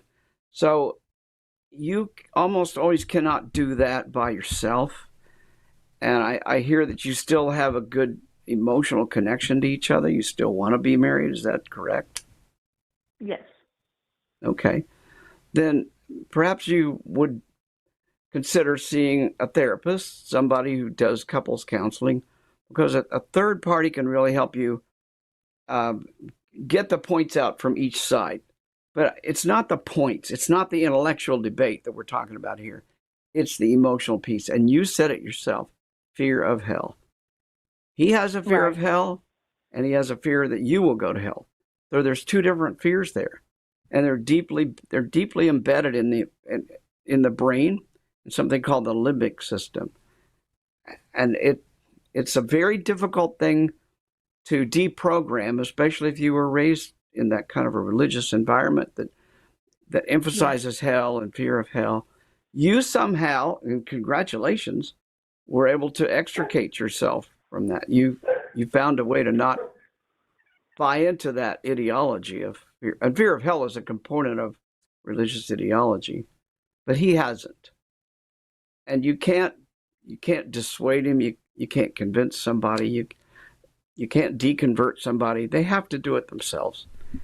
So I would say approach this with compassion and find a third party, a therapist that can help you learn how to communicate in a way that neither one of you get angry or upset. Because I know many couples that are, one's a Christian, one's an atheist. They've been together for decades and they seem to do fine. But if you ask them, how long did it take to get there? They'll say, wow, it was a real struggle for the first 10 years or something. So I think therapy is a good shortcut. You can spend the next years trying to figure it out yourself, or you can just go spend a few sessions with a therapist and probably get some real good tools. I'm curious about one thing you said, Madison, early on, where he doesn't understand your reasons for deconverting. When somebody asks, why don't you believe anymore? Or when he asks why you don't believe anymore, what's your reason? My reason is I grew up as a Christian, my whole life, and I was always told, what was right and what was wrong. And I just had a lot of doubts, and I felt like there was never really good proof or good evidence of believing in a God or believing in Christianity.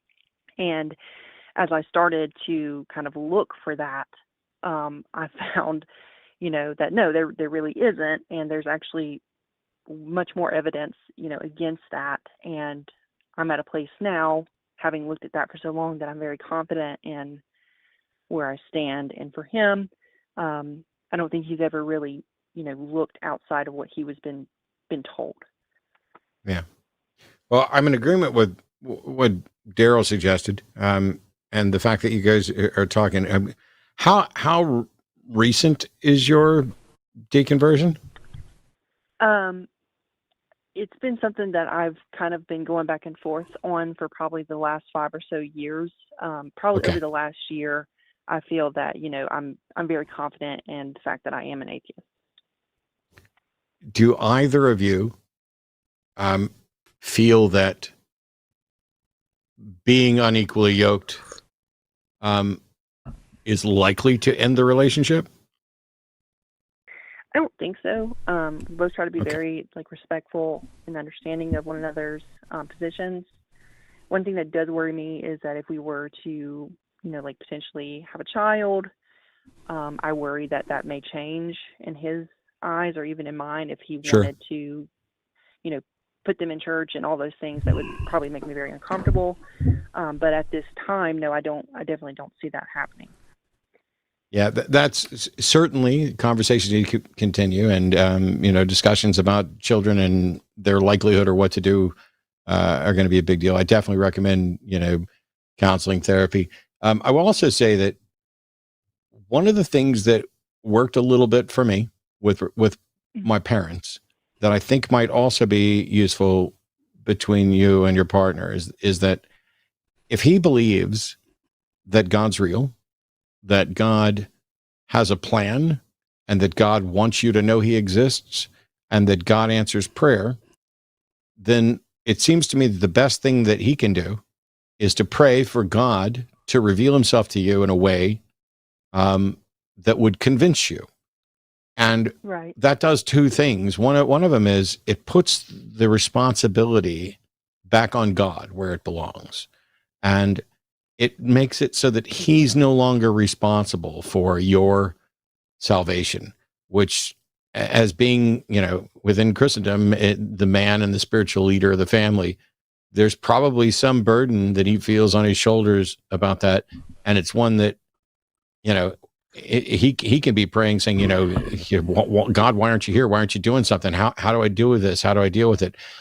He's going to be going through a lot. And so giving him the opportunity to put the responsibility back on God takes it off of his shoulders. So now the conversations, instead of being about, is there a God? Where's God? Why isn't God doing this? It can be about, if I don't change my mind, if I don't return back to the fold, how do we work together to make this relationship work? Because we genuinely love each other. We care about each other. We would like to continue this. And letting him know that you're willing to accept anything when there's sufficient evidence for it. You just don't have good reason to believe in a God right now. I wouldn't want to suggest wanting to build somebody up with false hope, in that I don't think it's likely that I'm ever returning to Christianity, but I can't say for sure. Right. Yeah.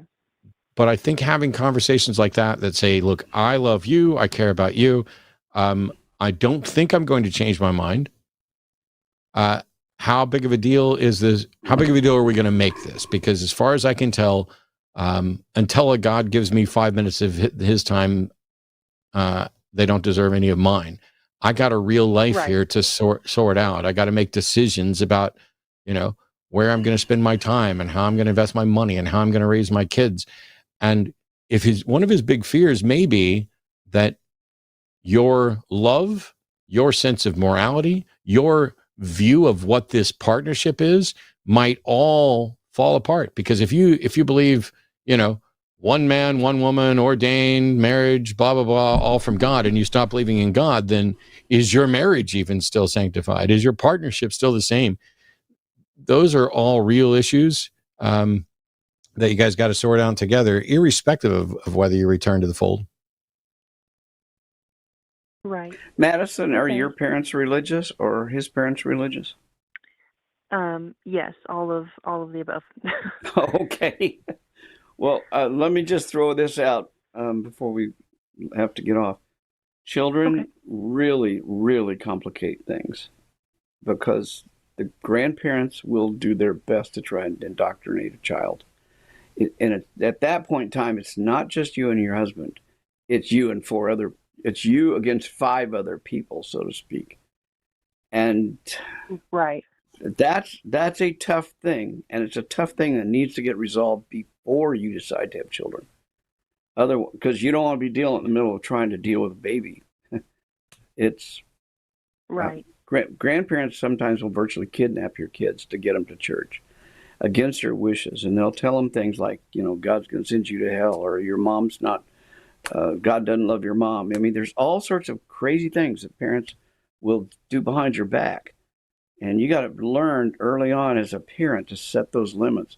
I know you don't have kids yet, but when you said children, oh shit, we need to make sure you know that that's a big deal. Big deal.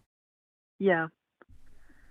Well, thank y'all so much for your advice. It was really helpful, and I'll definitely look into therapy and follow that link about the resources as well. Okay. And by all means, feel free to reach out, not just to psychotherapy.org and recovering from religion, but also reach back out to the show if your situation changes, or if there's an update, or if you and your husband find a way to handle this, because there are plenty of people who are in long-term loving, committed relationships who do not agree on religion. I don't fully grok how it works. One of my former co-hosts, Don Baker, his partner was Catholic. They were gay. So you have two gay men who are married. One of them's a Catholic and one of them's an atheist. I couldn't even begin to pretend to understand how it worked, and yet somehow it did. And so don't give up hope. And without creating a bunch of sappy love is the answer to everything or whatever else, I think that communication is the answer to everything. And communicating how you guys feel and what your fears are. Find out what you're afraid of, what he's afraid of, have those conversations, and solve those fears together. Okay. Yes. Thank you so much. Thanks for calling, Thanks, Madison. All right. Y'all have a good night. Night. You as well. And we just got super chats to go. I know I've kept you on here for a gazillion 1 hours. Let me pull up my super chat list, get in my queue here. We are reading all the super chats over $10. Right now I've got about, I don't know, looks like 15 or 20 of them right now. If you get them in now, I will stay and read all of them, at least until I get to my let's put a button on the episode moment, which all of you will recognize, in which case then I'll have to read them another time. But we have $10 from Rosentine Queen Tika, Matt Dillahunty, and Dr. Darrel Ray. Am I dreaming? Go fuck yourself, Jimmy. Thank you so much. Also, what an interesting name, and the profile picture there has whiskers and everything. If you want to come over and pick out a rat, Rosentine Queen, you're welcome to do that. But thanks very much for the contribution. Greg Markowski, who I was fortunate, and I believe you got to hang out with him as well this past weekend. Yeah. Greg is usually like first on the list. Got to sit down and eat with him and several other people at the conventions. Great stuff. Thank you so much, Greg. 1999. Thanks for the show, Matt and Darrel. Why the F can't people just let each other live their lives as long as they aren't hurting anyone? Well, when you get the answer to that question, let us know. Yeah. Is it, there are aspects of this that I almost understand, because there are people with really bad ideas and they speak about them on the interwebs and they're wrong. And so I have to live my life knowing that there are people who are wrong on the internet and trying to decide what I'm going to do about it. Am I going to go tell them they're wrong? And how am I going to do that if I do? I'm glad I do not have that particular problem, Matt. I can go to sleep with people and being wrong on the internet. I'm happy to mind my own business and encourage other people to do, except for issues where what they believe is so egregious that it's not minding their own business. That, like, if there was somebody posting encouraging people to drink battery acid or something ridiculous like that was truly deadly, I think it would be a moral failing not to call them out. I think minding my own business on a topic like that would make me culpable. And trying to figure out which of those situations, what situation counts as one of those where I would be culpable, and which ones are truly, like, genuinely, I don't care who has sex with whom, provided they're consenting adults. Outside of that, it ain't none of my business. And that's when the busybodies, the people who want to know, I almost think it's because they have a particular area in their life that they're not happy with. And it really bugs them to see that other people are happy with things that they wouldn't be happy with or might be and don't want to admit to. It's, well, we'll skip the porn angle for now and get back to this. Darrel, you can read some too. Go ahead. $10 from Pandemonium. I like that. Pandemonium.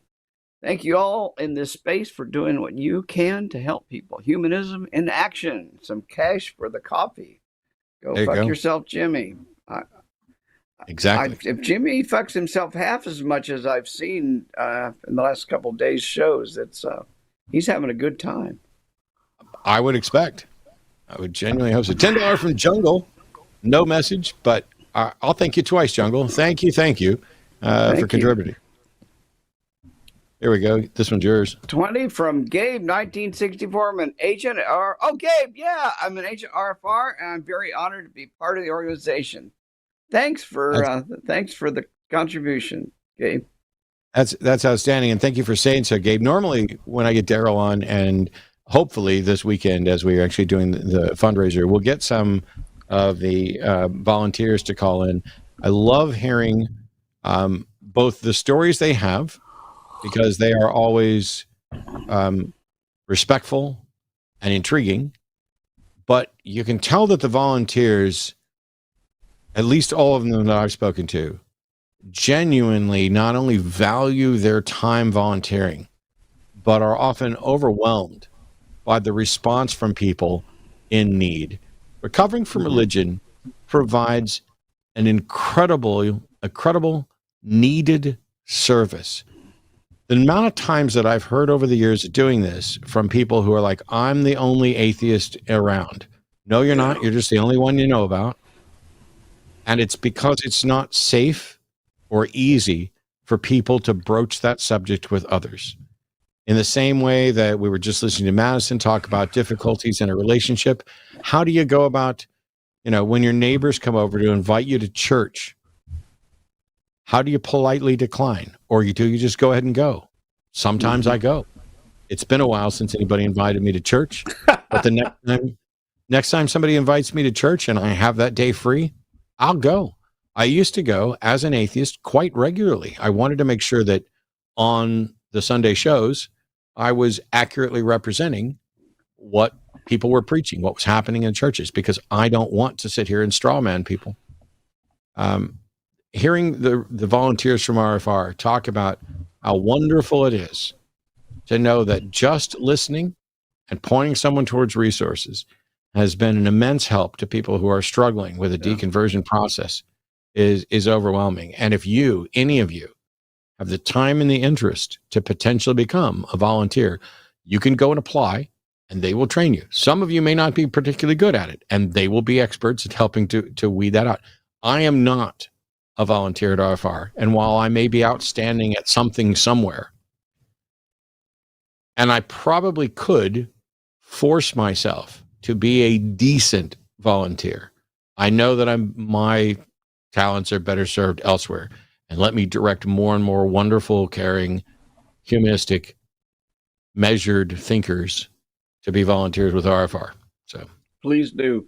Gabe's a wonderful volunteer. Been doing it for quite a while now. $10 Australian from Matthew Hydro. Hey, Matt and Dr. Darrel, thank you for all that you do. What is your personal favorite philosophy book, if any? Ooh. I'm going to go with Hume.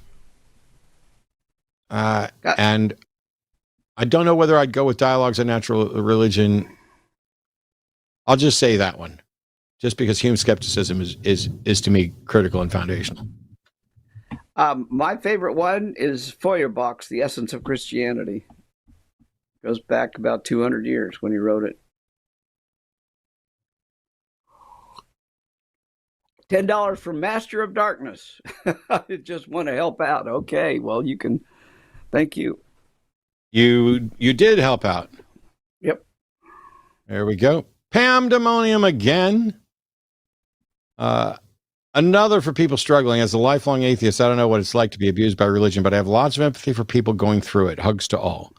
Thank you so much. I'm in a kind of a curious boat here too, because I could be wrong. I'm not necessarily the best person to judge this. I don't think that I am a victim of religious abuse. But I also don't think I was a victim of child abuse, despite the fact that I was definitely physically hit as a child. And it's wrong and it shouldn't happen. But I don't think that mine in any way rises to the level of troubling, problematic, abuse that I hear. When I hear the stories of people who were in particularly controlling religious families and particularly abusive religious families, I feel like I got off lucky across the board, including, waiting till I was almost 30 to find my way out. Not in any way making excuses for it, but so many people have it so much worse. We both were lucky. We both got indoctrinated, but it didn't take as well. And neither one of us were in a situation where there was child abuse based on religious indoctrination, or at least not severe child abuse, which is what we face all the time. We see it daily, people who were beaten as children for simply not learning their Bible lessons or stuff like that. Although Monday you described how your mother was advocating for animal abuse.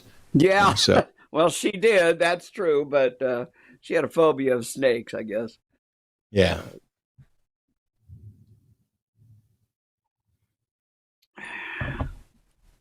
This one's you, I think. Oh, it's me? Oh, I was thinking we had the same one. $10 from Hertz Dragon. The secular movement seemed to have stalled. Where do you both see us going? And how can us boots on the ground help? I was the catalyst for Matt's visit with Seth in Phoenix 2019. Thank you both. Great. Well, I've got my opinions on that. What do you want to throw your 2 cents in there? Okay. Well, I think the secular movement is maturing. I think it had a nice fast growth spurt there in the mid 2015, that time period, from about the time Dawkins wrote The God Delusion and Harris wrote End of Faith and, things like the books like that. But I think we matured. Matt and I were both at the Secular Student Alliance this weekend. We both went to the Humanists. We went to the American Atheist Convention. Were you at the American Atheist Convention? I had to skip this year, but I've been most years. But what I'm seeing is a maturation of the leadership, and more interestingly, a pretty significant shift down in age. When I came into the movement in about 2008, everybody around me was older than I was, and I was 50. I was 60. So it's changed a lot. I'd say the average age of the leadership and even the membership has dropped 10, 20 years in the time I've been heavily involved in the movement. So I'm encouraged. I think there's a lot going on. But the other thing is we have an infrastructure to support the kind of thing we're looking for, or that we're trying to encourage in this society. And don't get me wrong, I think all the Trump stuff and all the evangelical Christian national stuff is horrible. And I basically predicted it in the God virus. But the fact that we've got an infrastructure now, we've got legal structure, we've got recovery from religion, we've got ways for people. There was nowhere to go in 2000. There was nowhere to go in 2009. Yeah. So there's things out there. I'm very hopeful. It's a very quiet. It's slowed down, I guess you could say, but I'm not sure it's slowed down. I just think it's less noisy, less flamboyant. You're not on CBS News as much, and I don't think we need to be. We've got other ways of reaching out now. I think part of what Perch Dragon's saying is stalled. Might fairly be considered stalling, but what we've seen in the past 7 years is an erosion of what appeared to be progress made, combined with a global pandemic that severely impacted the ability of people to get together, and a general weariness of people waking up every day to another seemingly sky is falling moment and while certainly in God we trust on the money is an issue that we should deal with at some point, atheists can and do still get elected to office. Our rights are not being taken away at the rate that they're being taken away, for example, like the LGBTQ community. We're not seeing quite the backward progress, but we can't stop because these things go hand in hand. If Christian dominionism were to win out, they're going to, my relationship would be illegal. The trans community's in loads of trouble, but we've already lost Roe. We've lost the Supreme Court. We have lost progress, and there's not a good sign that this is going to turn a corner. There are indicators that these are the death throes, but they're just incredibly violent death throes of religious favoritism. And I think for the longest time, anytime somebody, whether it was my ex-wife or Andrew Seidel, would suggest to me that Roe was going to be overturned, I was like, I'm willing to, completely support you. That will never happen. My confidence that it would never happen was based on a failed understanding, and I'm pretty clued in. And I had other pretty clued in people telling me. I knew during the 2016 election, by the time 2016 rolled around, I knew we were going to lose Roe. I knew we were going to lose the courts. But by then it was too late. And I think a good chunk of this secular community is saying, you know what? I want to continue supporting the secular community, and definitely church-state separation is important. But right now, I want to make sure that my niece and daughter aren't, because of the state that they're in, made prisoners of their biology. I want to make sure that my loved ones who got married